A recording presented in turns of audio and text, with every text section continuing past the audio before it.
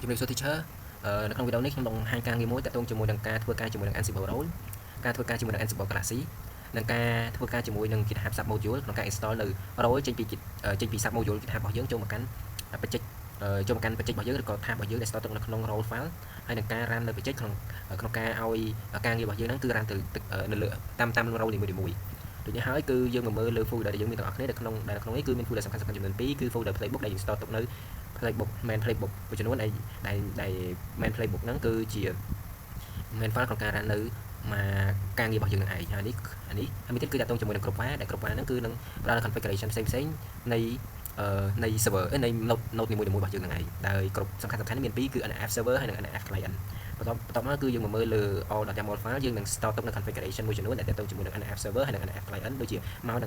ង IP ហើយមួយទៀតគឺយើងកំណត់នៅ NF client ហើយនឹង NF server ដែលកំណត់មួយនៅ module ផ្សេងៗដើម្បីឲ្យការងាររបស់យើងគឺ run តាម module ថាមួយណាជា server មួយណាជា client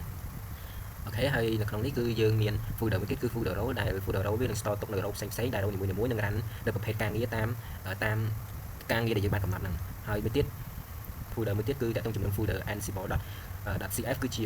default folder ដែលនៅក្នុងនេះគឺជាដែលយើងជា folder យើងកំណត់នៅ path របស់ role ហើយនិង path នៃ inventory ដែលយើងចាំបាច់នៅពេលដែលយើង run command យើងមិនចាំបាច់បញ្ជាក់នៅ inventory របស់យើងទេគ្រាន់តែយើង run តែ playbook របស់យើងវានឹង run នៅ folder inventory ហើយនៅ folder របស់យើងអូខេអញ្ចឹងយើងមកមើលលើរបៀបក្នុងការ add នៅ GitHub sub module ទាំងអស់គ្នាអូខេគឺចំពោះ ID ខ្ញុំនៅគឺខ្ញុំ store ខ្ញុំនៅក្នុង folder មួយឈ្មោះថា DevOps អូខេហើយដែលនៅក្នុងនោះគឺមាន Ansible related ដែលជា folder ក្នុងការ store ទុកនៅការងាររបស់យើងហ្នឹងដូចនេះហើយខ្ញុំមាន comment មួយក្នុងការ get add នៅ GitHub sub module របស់យើងអូខេយើង run comment ទាំងអស់គ្នានៅពេលដែលយើង run ទៅគឺយើងនឹងឃើញអូខេយើងនឹងឃើញនៅ file មួយដែលមានឈ្មោះថា .git module ដែល .git module ហ្នឹងវានឹង add នៅ path នៃ URL ដែលយើង reference ថាតើ role ដែលយើងមានហ្នឹងគឺស្ថិតនៅក្នុង GitHub មួយណាហើយនេះគឺជា path specific ដែលយើង specific នៅ folder ដែល store ទុកនៅ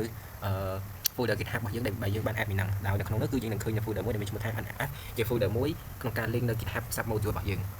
ដូចនេះហើយដើម្បីដឹងថាតើយើងអាចដឹងថា GitHub sub module ហ្នឹងបែបណាគឺយើងមើលទៅក្នុង GitHub ទាំងអស់គ្នាចឹងហើយខ្ញុំសុំពុះការងារចូលសិនគឺ commit and then git push អូខេហើយដល់ពេលខ្ញុំពុះទៅគឺវានឹង start ទៅក្នុង folder នេះអូខេ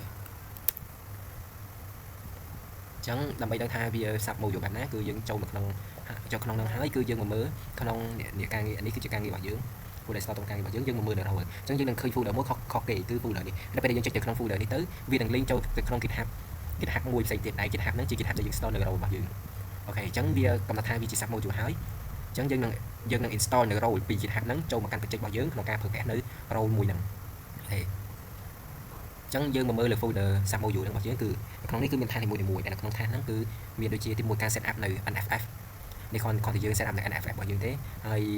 អានេះចំពោះ set up NF client ហើយនេះគឺជាការ set up នៅ NF server អូខេចឹងហើយចំពោះ folder នេះគឺយើងអត់អាចប្រើបានទេអញ្ចឹងការងារមួយទៀតគឺយើងនឹង install នៅ role យើង install នៅ role ចេញពី folder មួយហ្នឹងពី folder module របស់យើងហ្នឹងអូខេអញ្ចឹងខ្ញុំនឹង install វាចូលទៅខាង current folder របស់យើងដែល current folder របស់យើងដែលយើងត្រូវតែចូលហ្នឹងគឺស្ថិតនៅក្នុង role អូខេ Ansible related and then NF demo and then role អញ្ចឹងយើង យើងស្ថិតនៅក្នុង role ហ្នឹងហើយអញ្ចឹងយើងនឹង run command មួយក្នុងការ install នៅ role ហ្នឹងចូលមកកាន់ folder role នេះបាទគ្នាអូខេដល់ពេលដែលយើង run ទៅវានឹង install role មកហើយយើងនឹងបាន folder មួយដែលមានឈ្មោះថា Ansible NF role ដែល role នេះគឺនឹង store ទុកនៅ tab មួយចំនួនដែល tab នីមួយៗហ្នឹងគឺតាក់ទងជាមួយនឹងការ install NF client ហើយនឹងការ set up path ទៅរវាង NF client និង NF server ដែលវាដូចទៅដែល folder ទាំងអស់ដែលយើងបាន install ហ្នឹងគឺដូចតាក់ទងជាមួយនេះ NF នេះដែរអូខេព្រោះ design វាជា GitHub តែមួយទេក៏មួយជា module ហើយមួយជា folder ដែលយើង install ពី GitHub sub module របស់យើងចូលមកកាន់ role របស់យើងហ្នឹងអូខេអញ្ចឹងការងារតាក់ទងជាមួយនឹងការ install នៅrole របស់យើងដែលការប្រើប្រាស់នៅ GitHub sub module ហ្នឹងគឺមានគឺចាប់ប៉ុណ្ណឹងហើយមួយទៀតគឺយើងមកមើលលើប្រសេសនៃការងាររបស់យើងហ្នឹងតើយើងអាច run ការងាររបស់យើងហ្នឹងហើយនឹងបានជោគជ័យអត់ហើយការងារហ្នឹងវាស្គាល់តាម role នីមួយៗអត់អូខេអញ្ចឹងខ្ញុំឲ្យមើលលើការងារមួយទៀតគឺការ run នៅក្នុង role ហ្នឹងគឺនៅក្នុង task ហ្នឹងគឺខ្ញុំមាន file មួយឈ្មោះថា main ដែល main ហ្នឹងគឺខ្ញុំ check ទៅលើ mode នីមួយៗគឺ NF mode server គឺខ្ញុំនឹងឲ្យ run នៅ file server អូខេការងារហ្នឹងគឺ file server មានន័យថាម៉ាស៊ីននីមួយៗ ដល់ពេលមានន័យថាម៉ាស៊ីននីមួយៗបើសិនបើមាន mode ជា server គឺនឹងឲ្យ run file មួយដែលមានឈ្មោះថា setup nf ហើយមួយទៀតគឺបើសិនបើ node ហ្នឹងដែលមាន node ដែលមាន nf mode ជា client គឺអាច run file នឹងបានអូខេនេះគឺជាលក្ខខណ្ឌក្នុងការ check ឲ្យវា run នៅ nf របស់យើងអូខេមូលហេតុដែលយើងអាចដឹងថាជា mode នីមួយៗព្រោះដោយសារយើងបានកំណត់នៅគ្រប់ file របស់យើងដែលនៅក្នុងគ្រប់ file យើងបាន set up នៅ mode ឲ្យវានេះអូខេអញ្ចឹងដើម្បីដឹងថាប្រសិទ្ធការងាររបស់យើងនឹងដើរឬក៏អត់យើងមក run ការងារយើងទាំងអស់គ្នាហេខ្ញុំចេញ folder សិនខ្ញុំចេញដល់ nf demo អូខេអញ្ចឹងខ្ញុំស្ថិតក្នុងហ្នឹងហើយអូខេអញ្ចឹងក្នុងការ run របស់យើងខ្ញុំនឹង run command មួយដែលមានឈ្មោះថា ansible playbook ហើយខ្ញុំ run តា file playbook របស់យើងទេខ្ញុំអត់បានបញ្ជាក់នៅ inventory មួយណាហើយនឹង file role មួយណាទេដោយសារមូលហេតុអីគឺដោយសារតែខ្ញុំ set up នៅ default ឲ្យវាហើយតាមនៅក្នុង file មានឈ្មោះ ansible.cfg ហ្នឹងឯងអូខេកំណត់ជា default មានន័យថានៅពេលដែលយើង run ទៅវានឹងកំណត់ default របស់វាជា inventory ដែលស្ថិតនៅក្នុង path ហ្នឹងហើយនឹង role ដែលស្ថិតនៅក្នុង path ហ្នឹងអញ្ចឹងគ្រាន់តែខ្ញុំ file ansible playbook ហើយនឹងបញ្ជាក់នៅ path នៃ playbook របស់យើងហ្នឹងទៅវានឹង run ការងារយើងនឹងទាំងអស់គ្នាអូខេចំពោះនៅក្នុង main playbook ហ្នឹងគឺខ្ញុំបានកំណត់ host all អញ្ចឹងមានន័យថា host ទាំងអស់ run role នីមួយៗនឹង run គ្រប់ host ទាំងអស់អូខេហើយដូចបាននិយាយអញ្ចឹងគឺ task ហ្នឹងថានេះគឺយើងបាន check ហើយមានន័យថាបើសិនបើ host ហ្នឹងមាន mode ជា server ជាអីជា server ជា client ហ្នឹងវានឹង run តាមអីដែលយើងបានកំណត់ហ្នឹងអូខេអញ្ចឹងកុំឲ្យចំណាយពេលយូរគឺយើងមកមើលលើការ run ការងាររបស់យើងទាំងអស់គ្នាអញ្ចឹងយើងខំបាយ comment ណាហើយយើងបញ្ជាក់នៅ file playbook របស់យើងអូខេយើង run ការងាររបស់យើង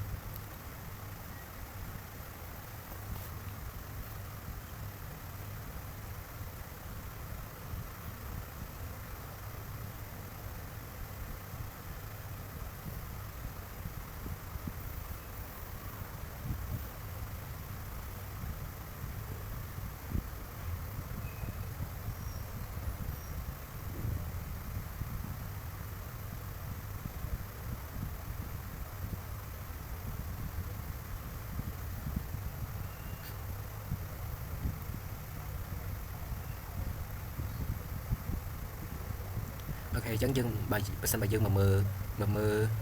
លើ result ក្នុងការ run ហ្នឹងគឺយើងឃើញថា node 3ហ្នឹងគឺវានឹង run module វានឹង run នៅ role មួយ comment role នេះគឺវានឹង run ទាំងអស់ហើយវានឹង install នៅ application ផ្សេងហើយមួយទៀតគឺតើតើជាមួយការ run នៅនេះ enfetch នេះវានឹង install ជា comment role ហ្នឹងឯងវានឹង install លើគ្រប់ node ទាំងអស់អូខេហើយដូចគ្នាគឺ comment ហ្នឹងគ្រាន់តែវាមិន install គាត់វា show message ធម្មតាទេហើយមួយទៀតគឺយើងមកមើលលើការ set up តែនៅក្នុងការ set up នៅ server ហ្នឹងគឺវានឹង skip នៅ node 1ហើយនឹង node 3មូលហេតុដែលវា skip node 1ហើយ node 3ហ្នឹងព្រោះដោយសារយើងឲ្យ mode របស់វាហើយនេះបើសិនបើវាជា server បានយើងឲ្យ run នៅ set up server ហើយដូចគ្នានេះគឺជាការ set up client វានឹង skip node 1ដោយសារ node 1គឺជា server របស់យើងអញ្ចឹងហើយវានឹង set up នៅ client របស់យើងសម្រាប់ node 1ហើយនិង node 3អញ្ចឹងចំពោះលទ្ធផលនៃការងាររបស់យើងគឺទទួលបានជោគជ័យគឺដោយសារ fault អត់មាន fault អីទេគឺ false 0អូខេអញ្ចឹងចំពោះការងាររបស់យើងហ្នឹងគឺជោគជ័យហើយអញ្ចឹងដើម្បី check ថាជោគជ័យឬក៏អត់ថា NF នឹងដែរឬក៏អត់យើងមកមើលទាំងអស់គ្នាអញ្ចឹងយើងចូលទៅមើលចូលទៅក្នុង folder មួយដែលមានឈ្មោះថា SBC គឺមែន FBC គឺ S នេះ S folder នេះគឺយើង CD ចូលទៅគេយើង CD folder ចូលទៅតិចចាំតិចអូខេអានេះជា local hub របស់យើងទេតែយើង CD ក្នុង local hub គឺយើង CD នៅក្នុង server នៅក្នុង node server របស់យើងហើយអញ្ចឹងយើងចូលមកកាន់ node server យើងអស់គ្នាហើយអញ្ចឹងយើងមើលនៅក្នុង folder navigation យើងនឹងឃើញ file មួយឈ្មោះថា hello អញ្ចឹងយើងបង្កើត file មួយទៀតអូខេយើងដាក់ hello how are you just like that and then ហើយវានឹងបង្កើត file មួយទៀតដូចឈ្មោះអូខេវានឹងបង្កើត file មួយទៀតអានេះគាត់វា override ទេតែយើងដាក់ឈ្មោះនេះគ្នាអញ្ចឹងយើងបង្កើត file មួយទៀតទៅ hello មកតែយើងបាន file ចំនួន2អញ្ចឹងយើងមកមើលលើ client របស់យើងថាតើវាមាន file ដែរអត់ file នោះដូចអត់អូខេអញ្ចឹងយើងមក ASA ចូល server មួយរបស់យើងណាដូចជា node main server ទេគឺចូលមកកាន់ client របស់យើងតែយើងចូលកាន់ client មកគឺយើង CD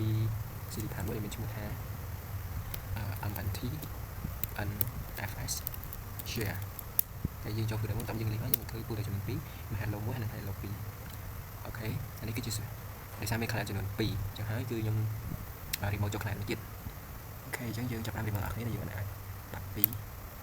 ហើយអញ្ចឹងយើងតាម CD ចូលក្នុងហ្នឹងទៅតមកយើងនឹងឃើញនៅ file ចំនួន2ដូចទៅក្នុងដូចទៅនឹង server របស់យើងអូខេចំពោះការងារដែលទាក់ទងជាមួយនឹង NFF row មានថា install នៅ NFF row ចូលមកកាន់ ការងាររបស់យើងដោយការធ្វើការគេថា sub module ហើយការងារតាក់ទងជាមួយនឹងការ install ការងារផ្សេងៗឬក៏ការដំណើរការលើការងារផ្សេងៗតាមរយៈ role ហ្នឹងគឺមានតែប៉ុណ្្នឹងទេអញ្ចឹងសូមអរគុណ